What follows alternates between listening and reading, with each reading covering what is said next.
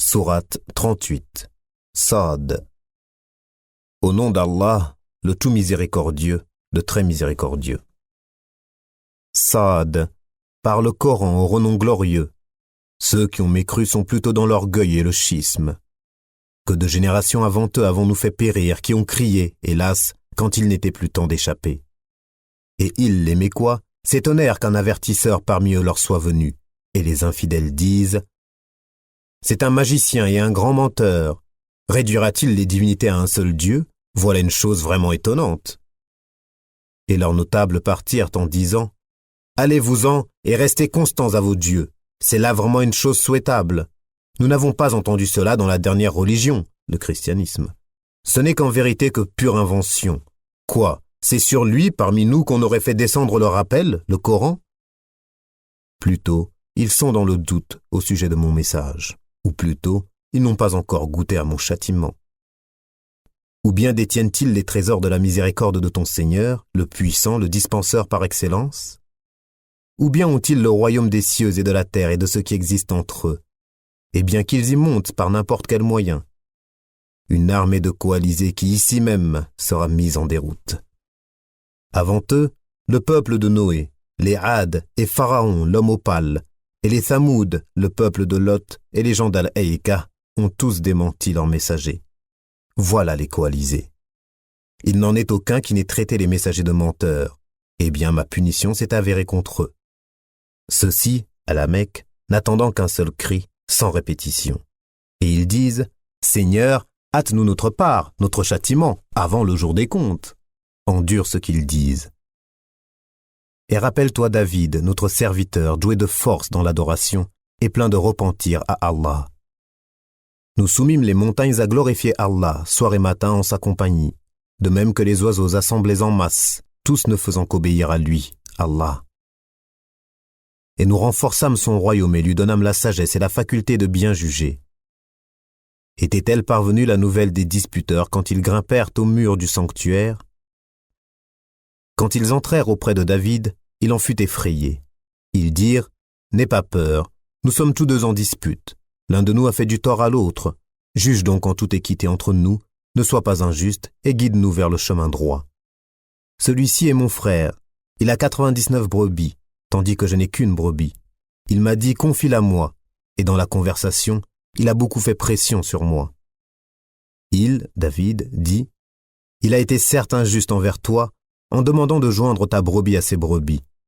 Beaucoup de gens transgressent les droits de leurs associés, sauf ceux qui croient et accomplissent les bonnes œuvres, cependant, ils sont bien rares. » Et David pensa alors que nous l'avions mis à l'épreuve. Il demanda donc pardon à son Seigneur et tomba prosterné et se repentit. Nous lui pardonnâmes. Il aura une place proche de nous et un beau refuge. Ô David, nous avons fait de toi un calife sur la terre. Juge donc en toute équité parmi les gens et ne suis pas la passion, sinon elle t'égarera du sentier d'Allah. Car ceux qui s'égarent du sentier d'Allah auront un dur châtiment pour avoir oublié le jour des comptes. Nous n'avons pas créé le ciel et la terre et ce qui existe entre eux en vain.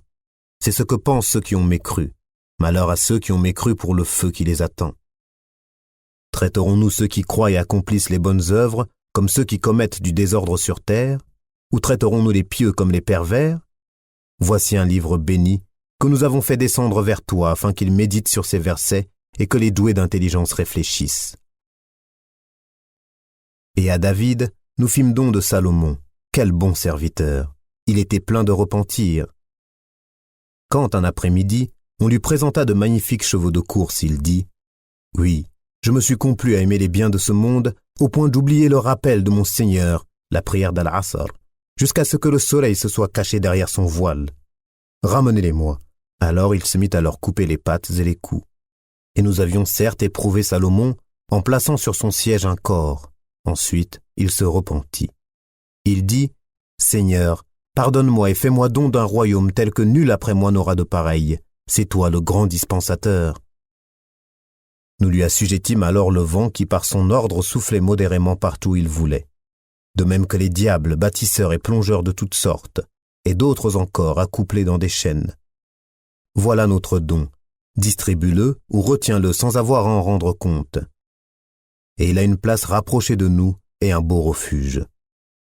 Et rappelle-toi Job, notre serviteur, lorsqu'il appela son Seigneur, le diable m'a infligé détresse et souffrance.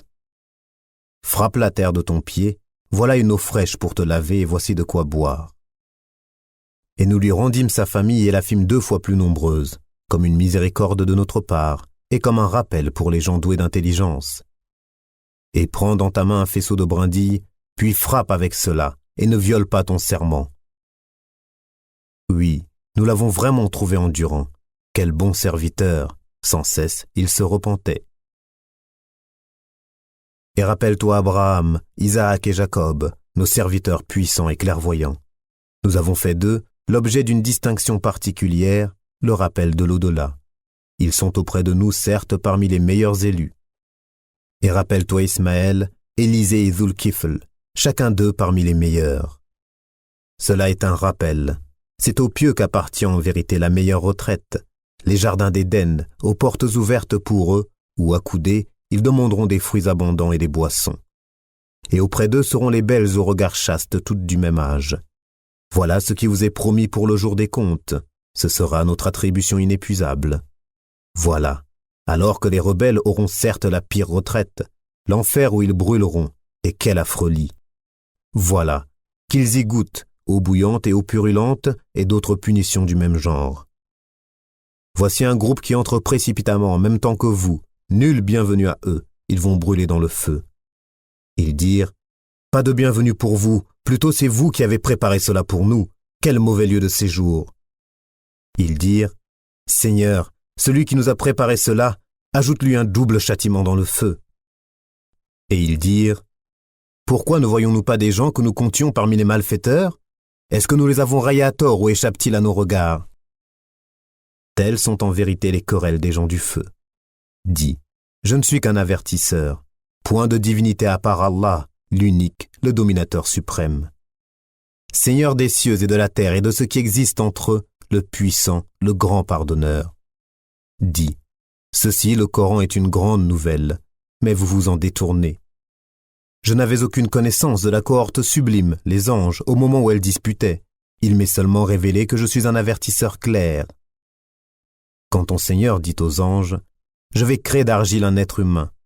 Quand je l'aurai bien formé et lui aurai insufflé de mon esprit, jetez-vous devant lui, prosternés. » Alors tous les anges se prosternèrent, à l'exception d'Iblis qui s'enfla d'orgueil et fut du nombre des infidèles. Allah lui dit, « Ô Iblis, qui t'a empêché de te prosterner devant ce que j'ai créé de mes mains? T'enfles-tu d'orgueil ou te considères-tu parmi les hauts placés? Je suis meilleur que lui, dit Iblis. Tu m'as créé de feu et tu l'as créé d'argile.